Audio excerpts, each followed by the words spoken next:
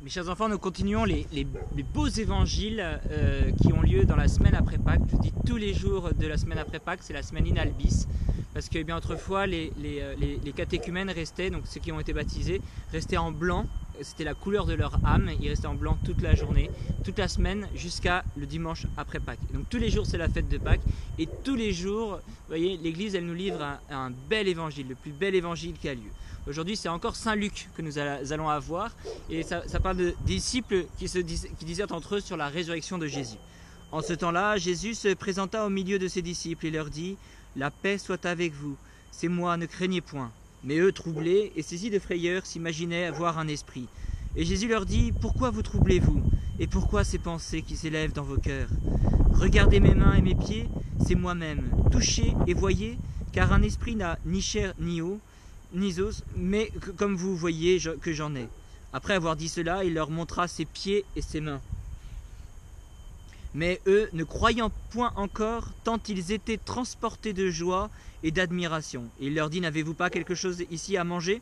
Et ils leur présentèrent un morceau de poisson rôti et un rayon de miel. Il mangea devant eux, ayant pris les restes, il leur donna et leur dit, c'est là ce que je vous ai déclaré lorsque j'étais encore avec vous, qu'il fallait que tout ce qui avait été écrit de moi dans la loi de Moïse, dans les prophètes et dans les psaumes fût accompli. On voit ici Jésus, vous voyez, qui vient renforcer la foi de ses disciples. Vous voyez, c'est lui-même qui vient leur prouver qu'il est bien ressuscité. Vous voyez, au lieu de leur dire c'était déjà marqué dans les Écritures, débrouillez-vous avec les Écritures. Non, Jésus veut se rendre présent auprès de ses disciples. Alors il y a plusieurs choses qui sont belles déjà, donc la présence de Jésus auprès de ses apôtres qui existe et qui a lieu dans toutes vos maisons, j'en suis sûr.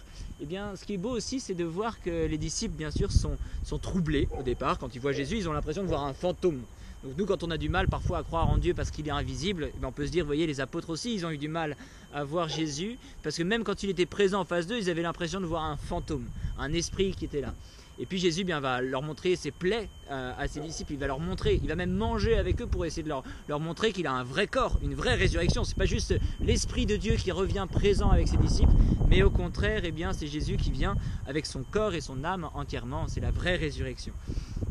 Pourquoi Jésus le fait? Vous avez vu, les apôtres dans ce cas-là sont transportés de joie, vous voyez, ils sont transportés de joie et d'admiration, vous voyez, la joie de ses disciples. Donc je vous rappelle le mot d'ordre de notre semaine, votre joie, nul ne pourra la ravir, nul ne pourra la ravir. Et bien vous voyez, cette joie des disciples, on la voit dans tous les évangiles, elle revient à chaque fois, c'est l'exubérance de leur joie qui revient, on la voit chez tous ces disciples-là. Et bien cette joie, elle est importante pour nous parce que c'est le secret de la méditation sur tous ces évangiles de la résurrection. Alors n'oubliez pas, on vous a dit, souriez, soyez des saints, et cette joie, je vous rappelle, nul ne pourra la ravir. Notre-Dame de Fatima, priez pour notre école. Saint Joseph, protégez nos familles. Et au nom du Père et du Fils et du Saint-Esprit, ainsi soit-il.